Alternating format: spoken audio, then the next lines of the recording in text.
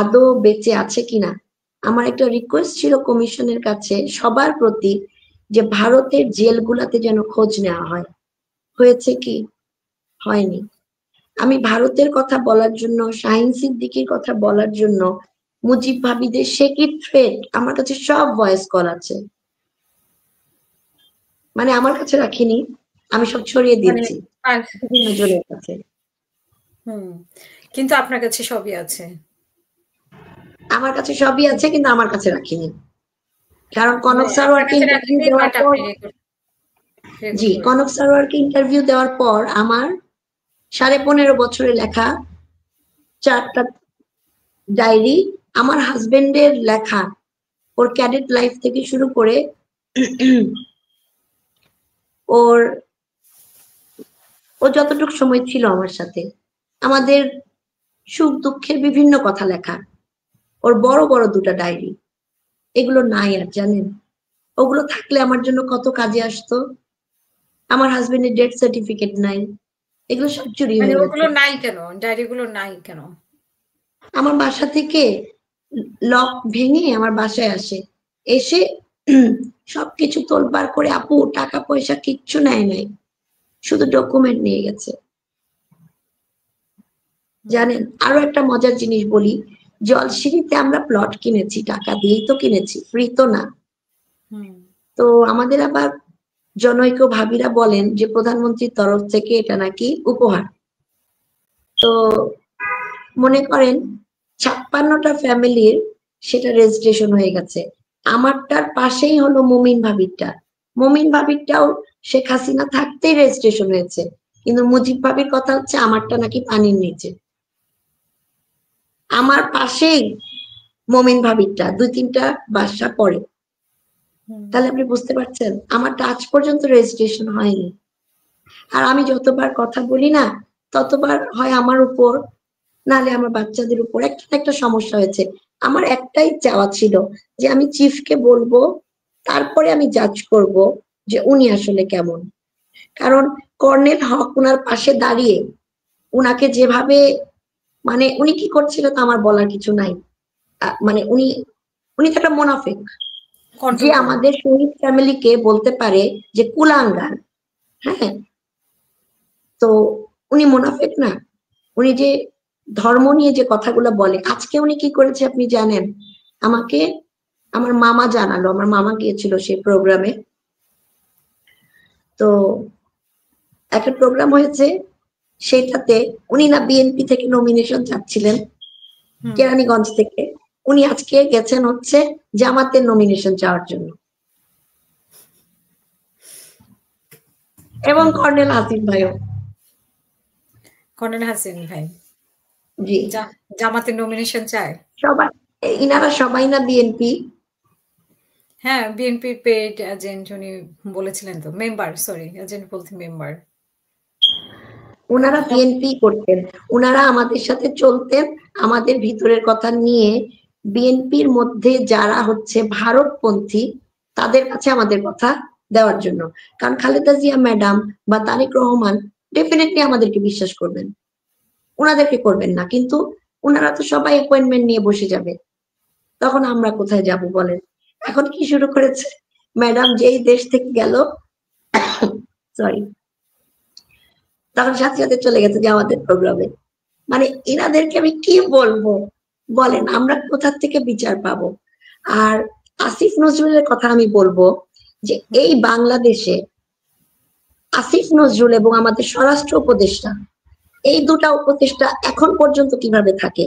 যারা আন্দোলনের সময় নাহিদ, আসিফ, হাসনাত সহ যে 6 জনকে ধরে নিয়ে গিয়েছিল, তারা কি কখনো আমাদের সাথে কথা বলেছে? আমি যে এত কথা বলছি ভারত নিয়ে, একবারও কি জানতে চেয়েছে যে আপু বা আন্টি যেটাই হোক ঘটনাটা একটু বলেন? এই এই যে 2টা উপদেষ্টার কথা আমি বললাম, এই স্বরাষ্ট্র উপদেষ্টা, উনার কাছে কি ছিল না এক সময় আমাদের বিডিআর এর সমস্ত তথ্য? সেগুলো কোথায় গেল? আমি যখন কমিশন হওয়ার কয়েকদিন আগে উনার কাছে গিয়ে হাউমাউ করে কান্না করছি যে আমার তানভীরকে খুঁজে দেন, প্রুফ আছে, চারটা ব্যক্তি ছিল, প্রুফ আছে। উনি ওনার দুহাত দিয়ে আমার মাথায় হাত বুলিয়ে আম্মু ডাকছে আমাকে, এটার বিচার আমি করবই। এই বিচার বলেন তো। এখন শোনা যায় তো উনিও এটার সাথে যুক্ত ছিলেন, তো উনি কি বিচার ওটা আমি জানি না, আমি তো অত ডেপতে যাইনি, আমি যা দেখি। আর আসিফ নজরুল আমাকে বলছে যে খবরদার আপনি একবারও বলবেন না, আপনি আমাদের স্যার তো বয়স্ক মানুষ, উনি খুবই সহজ সরল, উনি এগুলো কিচ্ছু বোঝে না, উনাকে গিয়ে আপনি একবারও বলবেন না আপনি হিন্দি কথা শুনেছেন, আপনার সাথে কি হয়েছে, ওখানে ভারতীয়রা ছিল, এগুলো বলবেন না, স্যার অসুস্থ হয়ে যাবে, যে কোনো সমস্যা হতে পারে। জানেন ওখানে 13 জন ছিলাম আমরা, 13 জন। আমি আপনাকে অফলাইনে বলে দিব নামগুলো, আপনি তাদেরকে জিজ্ঞেস করে জেনে নিন। কেন উনি এরকম আপনাকে ভয় দেখিয়েছে? ইমোশনালি ব্ল্যাকমেল আর কি, যে বলেন না। আমি প্রফেসর ইউনূসের কাছে যেন বলতে না পারি, হ্যাঁ, যে ভারত এখানে জড়িত ছিল। আচ্ছা, তারপর আবার আমার সামনে ওনার ইন্টারেস্ট কি ভারতকে বাঁচানোর জন্য? ওনার ভারত প্রীতি, কারণ ওনাকে আমি টিভিতে দেখেছি শেখ মুজিবের গুণগান করতে।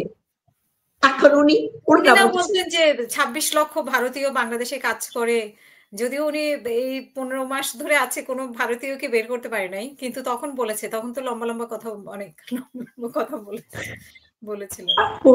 আমি সাফার করতে করতে আমার অবস্থাটা কি হয়েছে জানেন, এখন আমি কিছুই ভয় পাই না, কারণ আমি জানি আমি একটু পরেও মারা যেতে পারি, আমি 80-90 বছরেও মারা যেতে পারি, তো ভয় পেয়ে আমি কি করব বলেন তো, সত্যি কথাটা বলবো। আমার দুঃখ একটাই দুঃখ, যে আমি চিফকে বলতে পারলাম না যে ভাই আমার সাথে এই হয়েছিল, আমার হাজবেন্ডের সাথে এই হয়েছিল, আপনি আমার বড় ভাই, আপনি এটা সবকিছু করবেন, তারপরে উনি কি করবে আমি দেখবো। এটা ছিল আমার 6 আগস্ট। কি মনে হয় যে মানে এটা যদি ডক্টর ইউনূসের কানে যেত তাহলে ব্যাপারটা অন্যরকম হতো? আর ওইখানে যে 13 জন ছিলেন তারা কি বলেছে? মানে তারাও মেনে নিয়েছে যে না, উনি যা বলছে ইমোশনালি ব্ল্যাকমেইল করেছে? ভাবিস মেনে নিয়েছে, ভাবিসরা মেনে নিয়েছে। হ্যাঁ, কিন্তু ভাইরা মেনে নেননি। আচ্ছা। এই মেনে নেয় না দেখেই তো হচ্ছে কি নাসির ভাই, মানে যিনি আমার বাবার বয়সী, ওনাকে নিয়ে এত আমার টক শোতে বলেছিলেন যে উনি বলেছেন, উনি 1.5 ঘন্টা পর্যন্ত মনে মিটিং করেছিলেন এরপরে ডক্টর ইউনূসের সাথে, এবং উনি ডক্টর ইউনূস বলেছিল যে আমি তো এগুলো জানতাম না এত কিছু। এক্স্যাক্টলি, উনি জানতেন না। আরো মজার জিনিস শুনেন, দুটো জিনিস বলি মজার। সেটা হচ্ছে যখন আমরা আসিফ নজরুলের কাছে গিয়েছিলাম, সেদিন ছিল ডিসেম্বরের 23 তারিখ। ডিসেম্বরের 23 তারিখ যাওয়ার পরে ওনার কাছে যখন এই কথাগুলো বললাম, উনি আমার সামনে ডিজির ছেলে আর মুজিব ভাবিকে বলছে, আচ্ছা এই যে আমি কিন্তু টেক্সট করলাম আমার সিগন্যাল লিঙ্কটা, হ্যাঁ, সিগন্যাল ছাড়া কিন্তু আপনারা কথা বলবেন না, যা কিছু জানতে হয় আমার কাছে জানবেন। তাহলে আমরা কারা? মানে ওনারা হচ্ছে দেশপ্রেমিক শহীদের মানে পরিবার, আর আমরা ভাড়াটিয়া।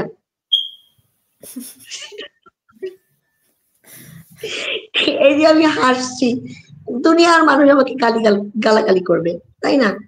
তো মানে লাইফটাই একটা অন্যরকম হয়ে গেছে আপু।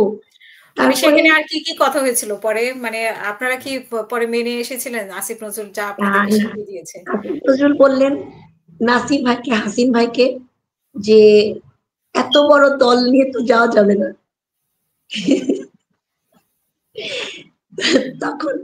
তখন নাসির ভাই বলছে, আমি যদি 57টা দল, 57 ফ্যামিলি নিয়ে আসি তাদের বাচ্চা কাচ্চা সহ, তাহলে আপনারা বসতে দিবেন কোথায়?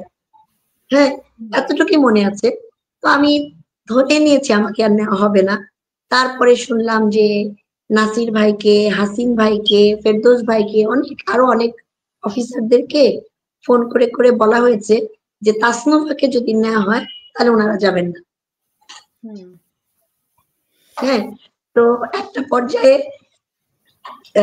সবাই বলল যে গেলে তানভীর ভাবেই যাবে, আপনাদের ইচ্ছা হলে আসবেন, না ইচ্ছা হলে আসবেন না।